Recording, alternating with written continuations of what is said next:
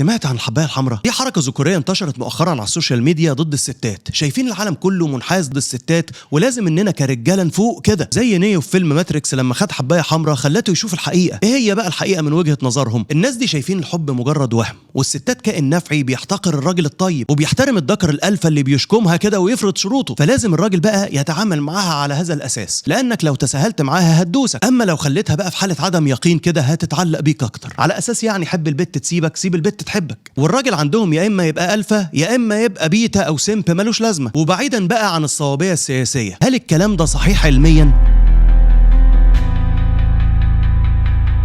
السؤال ده محير ناس كتير. هل الستات بتحب الباد بوي؟ والإجابة اللي هقولها في الحلقة قد تكون مزعجة لبعض الناس، لكني بفكركم إني بتكلم من منظور أبحاث وتجارب علم النفس اللي هعرضها في الحلقة عشان نفهم الدنيا ماشية إزاي، مش المفروض تمشي إزاي. فبفكرك سواء كنت باد بوي أو جود بوي إنك تعمل لايك وسبسكرايب للحلقة، وتعالى نخش عشان نعرف الإجابة. الرأي الأول بيقول إن الباد بوي جذاب فعلا للستات. في أغلب الثقافات حوالين العالم هتلاحظ إن الستات بتتشد أكتر للراجل اللي عنده مكانة أعلى منها، أطول منها، أغنى منها، أذكى منها، أقوى منها، وحتى أكبر منها في السن. فهل ده بيؤكد ضرورة الهيمنة الذكورية للانجذاب الجنسي؟ الراجل الشقي المستهتر المتمرد بيحقق الصورة النمطية للرجولة بكونه مسيطر وعنيف وقاسي وعدواني. هتلاقي البنت المراهقة الرومانسية بتحلم دايما بفارس أحلامها اللي بيخطفها على حصانه الأبيض. ملاحظ الألفاظ وركز معايا في طلبات خيالها إنه فارس دي. اشمعنى فارس؟ ليه مش بتقول مثلا محاسب أحلامي أو دكتور أحلامي أو صحفي أحلامي؟ ثم فارس، الفارس دي شغلانة فيها عنف ودم. اللي يخلي البنات تحب واحد كل يوم الصبح يخرج من بيتهم شايل سيفه ورايح يتخانق؟ هل ده فعلا جذاب للبنات بشكل لا واعي؟ عندك مثلا عنترة بن شداد اللي بنقول عليه في مصر عنتر كمرادف لكلمة الذكورة، يعني كان بيقول ايه العبلة؟ ولقد ذكرتك والرماح نواهل مني وبيض الهند تقطر من دمي.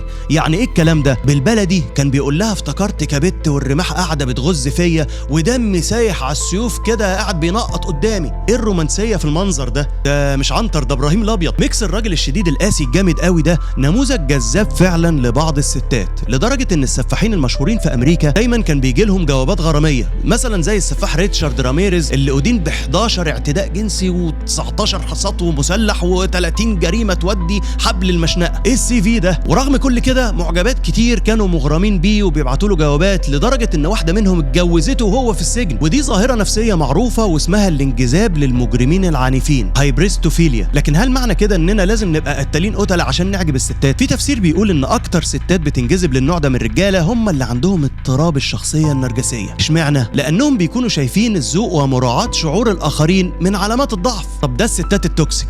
ايه اخبار بقى الستات العاديه؟ دراسات كتير لقت ان نسبه كبيره من الستات بتنجذب برضه للهيمنه الذكوريه في ظل ظروف معينه. علماء النفس التطوري شايفين ان رجل الغاب طويل الناب ده اللي بيواجه المخاطر ويحارب الاسود بيجذب غريزه الستات ويبقوا عايزين يتكاثروا معاه عشان الواحده منهم تخلف لها شويه عيال كده باد بويز تحميها وتحمي القبيله في الغابه اللبش اللي احنا عايشين فيها دي. واللي بيأكد التفسير ده ظاهره غريبه جدا رصدتها الدراسه دي. العلماء لقوا ستات امريكا اللي عايشين في احياء فيها علم صيع وخناقات وضرب نار بيكونوا حاسين بالخطر، فبيفضلوا بشكل لا واعي الراجل المسيطر اللي عنده صفات عدوانيه اجريسيف. يعني هتلاها روميو ماسك بوكيه ورد ومستنيها تحت البيت هتقول لك لا هاتولي عبده موته. اللي عايشه في غابه هتتجوز ايه غير طرزان؟ حتى الستات المرفهه اللي عايشين في حتت راقيه او حتت عاديه، لما العلماء في التجربه دي وروهم صور اسلحه ورجاله بيضربوا بعض وبعدين وروهم صور وشوش رجاله عشان يختاروا مين فيهم الحليوه، لقوا ان الستات اعجابهم بيزيد بملامح الراجل اللي وشه فيه خشونه اكتر، على عكس الستات اللي ما شافوش صور العنف والخناقات.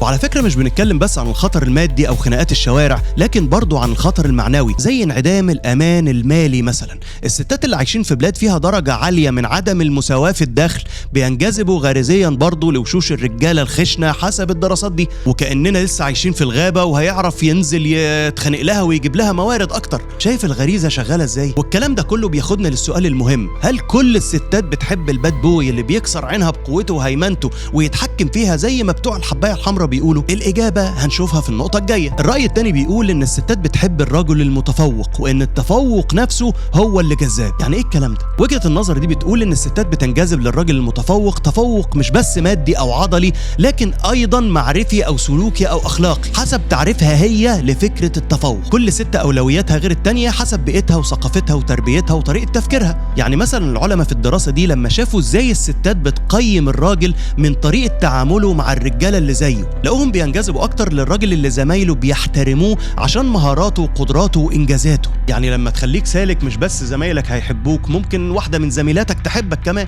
اما بقى الراجل الغلس المؤذي ابو العصافير المعصفر اللي بيزنبق صحابه، ما لفتش نظر حد الا الستات النفعيه اللي بتفكر في علاقات قصيره الامد. والكلمه دي بقى هي مفتاح الاجابه، العلاقات العابره اللي فيها ستات بتدور على المتعه والاثاره والفليرتنج، علاقه قصيره على الماشي او اللي بيسموها في الدراسات لودس ريليشن شيب لو بنطقها صح، يعني اللي هي العلاقه الكاجوال اللي ما فيهاش التزامات. يعني ممكن الست اللي من النوع ده تهرب من العلاقه لو قلبت جد لا سمح الله، مش هترضى تتجوز راجل مشيت معاه. فالسؤال هنا بقى للمروجين لفكره الحبه الحمراء دي، هل هي دي الست اللي عايز تبهرها وحاططها مقياس قدامك؟ في تجربه في جامعه بريستول لقوا ان الرجاله اللي عندهم ايثار وبيساعدوا الناس زي انه ينقذ شخص مثلا او يقدم خدمه للمجتمع، الستات بتنجذب ليه كشريك حياه. والحته دي هتلاقيها موجوده عند الستات مش عند الرجاله. الراجل غريزته الجنسيه مش هتتحرك ناحيه ست لانها بتساعد الفقراء، احنا ابسط من كده بكتير. لكن الست ممكن تنجذب للراجل اللي بيساعد او يتطوع لان الايثار صفه رجوليه بتوري الست انه يقدر يراعيها وانه مش هيسيبها، فتحس معاه بالامان. وستات كتير يهمها قوي النقطه دي.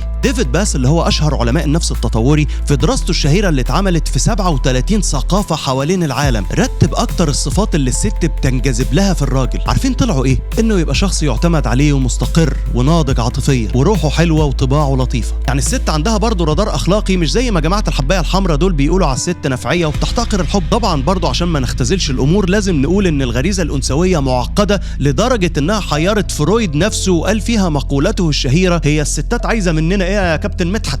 عشان كده فردت فصول كتير اتكلمت فيها وشرحت بالتفصيل ايه اللي بيثير غريزه الراجل وغريزه الست في كتابي لماذا يريد الرجل وترفض المراه. فاللي عايز تفاصيل اكتر يروح هناك لان مده الفيديو برضو محدوده. خلاصه الكلام، لازم الراجل يظهر شويه من الهيمنه والثقه في تصرفاته لان ده بيداعب جزء بدائي جدا في غريزه الست، زي ما الست لازم تتدلع على جوزها لان ده برضو بيشبع غريزه موجوده جواه. جروبات الريد بيل جذابه لشباب كتير مروا بتجارب عاطفيه فاشله او خيبه امل في الجنس الاخر او انسداد في فرص التعرف عليه، في مجتمع بيجبر الراجل انه يبقى ناشف ويكتم مشاعره فما يلاقيش قدامه غير فكره التحكم والسيطره كمتنفس وحيد. الجروبات دي بتضخم احباطات شخصيه وتحولها لفلسفه عدائيه بتقول ان الراجل الطيب سمب والراجل الجلف الفا. لو مشيت ورا الكلام ده فانت فعلا هتجذب عينه معينه من الستات ما انصحكش تهوب ناحيته اساسا، لان الادله العلميه بتقول ان الست الطبيعيه اللي تنفع العلاقه طويله الامد بتقدر السلوكيات الايجابيه والامان العاطفي، والرجوله مش مرادف للعدوانيه والقسوه. الرجوله بتشمل العقلانيه والاخلاق واحترام الكلمه وتحمل المسؤوليه ومساعده الضعيف. وانك تعمل لايك وشير وتكتب لي رايك، هل دي فعلا الرجوله اللي بتجذب الستات ولا لا؟ وهل انتوا يا ستات متفقين فعلا مع الكلام ده؟ منتظركم في التعليقات. كان معاكم دكتور شريف عرفه، اشوفكم على خير وفوتكم بعافيه.